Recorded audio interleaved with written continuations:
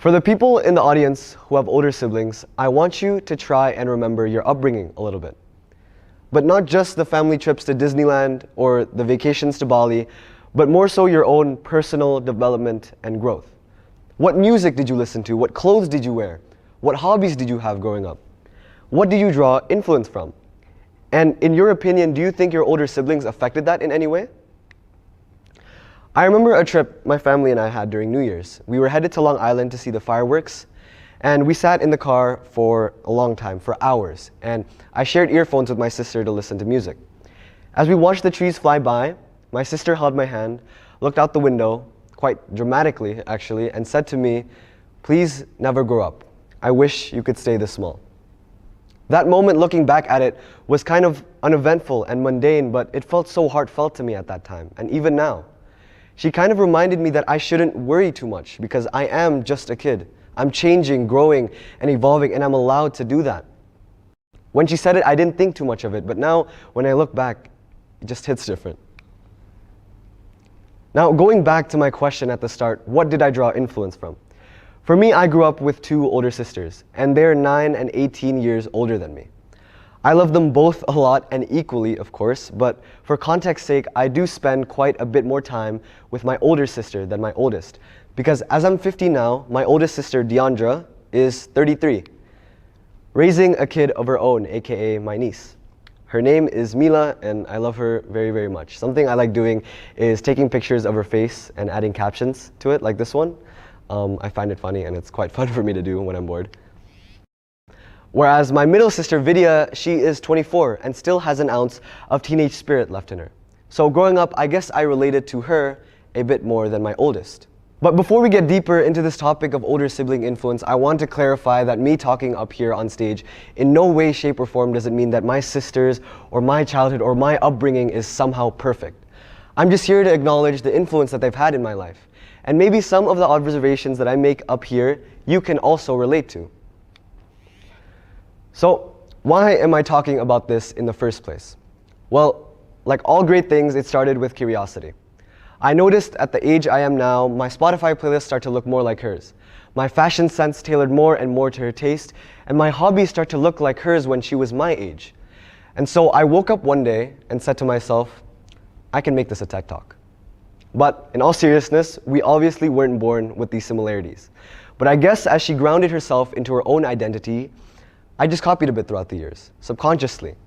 And she knows that. She never forgets to call me out when I steal one of her Spotify playlists. To be fair, something I find commonly talked about when on the topic of siblings is the age gap between them. The larger, usually the more distant they are. Personally, I feel that's not always the case. Although my sisters and I are all separated by age distance, as well as physical distance, actually all of us live in 3 separate continents. I live here in Jakarta, my older sister Vidya lives in New York City, and my oldest sister Deandra lives in Berlin. But again, despite that distance, I feel as close to them as any other kid would. And when we hang out, I always find myself lost in the conversations that we have. Nothing gets awkward or boring, which I find really cool considering that they're in completely different stages of life. I'm certain that there are a plethora of reasons and observations behind my experience. However, I do like to attribute this dynamic to the fact that they're girls, or more appropriately, women. Why?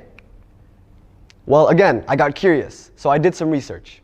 And lo and behold, I found a study published in the Center for Global Development that found on average older sisters are actually more involved in activities that promote cognitive stimulation with their younger siblings more than any other household member, even more so than the parents.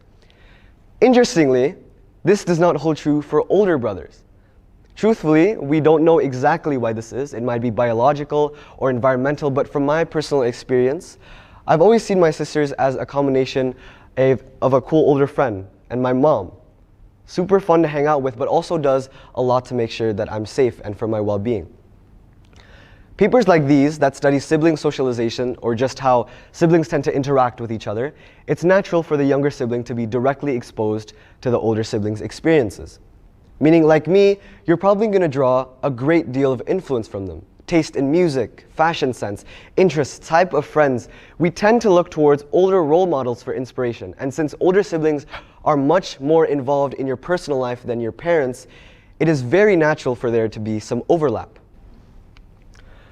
I remember one day when I was 7, it was summer break and we were headed to the park, my family and I. So rightfully so, my sister wanted to wear a pair of shorts. But my parents stopped her and asked her to change into something more appropriate, something like long pants or trousers. I was like, it's so stupid, it's so hot outside and I'm wearing shorts, why can't she? Or one day during the 2016 election while I was in the States and when a certain candidate won, I overheard some family adult talk about what that would mean for us, mostly my sister, as a Muslim family living there. And so that brings me to politics. Even though politics might not be the most cozy topic, I believe it serves as a reflection of a person, what they stand for, and just in general what they think is important. I found a study done by the Cambridge University Press that found that individuals hold strong political ideological preferences closely tied with their older sibling. And in that study, actually, they found that the gender of the sibling plays the biggest role in that preference. Meaning, if you have an older brother, you will tend to follow the male political preference. An older sister, the female political preference. So, to clarify, on average, women lean more to the left in the political spectrum, whereas men on the right side. I might be biased, but objectively speaking, for younger brothers, having an older sister directly gives them perspective on women's issues, making for a more open-minded and generally liberal child. So, what does that mean? For me, for example, having older sisters means that I am much more likely to believe in the abolishment of the wage gap, be pro-choice, and push for stricter sentences for sexual assault cases. And this left-leaning identity also extends to matters other than women's rights. I'm also much more likely to believe in more lenient immigration laws, a separation of religion and state, and fighting against all forms of ethnic or racial discrimination, all of which most parents from generally more conservative countries like mine disagree with or don't acknowledge the existence of in the first place. There is no shadow of a doubt that I, as a younger sibling, a younger brother, have had my political identity heavily influenced by my sisters. I remember talks, stories, and struggles that they go through as young women throughout their lives and could never imagine me thinking any other way. But despite me talking about how good it is to be a younger brother to older sisters, it's not at all black and white. There are plenty of papers and studies studying all sorts of sibling combinations and variations. Actually, I found a super cool statistic in this study published in the Quarterly Journal of Economics that found that only daughters amongst brothers on average end up getting more schooling, a higher education, and ultimately make more money in their careers. And this phenomenon comes with its own infinite wormhole of factors on its own. Again, everyone's siblings are unique, and the generalizations and observations I've been making up here on stage might not hold true to all of them. However, I hope that I've succeeded in showing you that the gender of your siblings, especially your older ones, can play a huge role in your development and the way you perceive the very world around you as you grow up. I think because I'm more exposed and familiar with the experiences of life through the lens of the opposite gender, it has shaped me to be more open-minded and has placed a lot of perspective in the way I perceive the world and society in general. I also think that my definition of masculinity has been more grounded because of them. I don't feel as restricted to the same gender norms that prevent others from trying stuff that might be seen as feminine.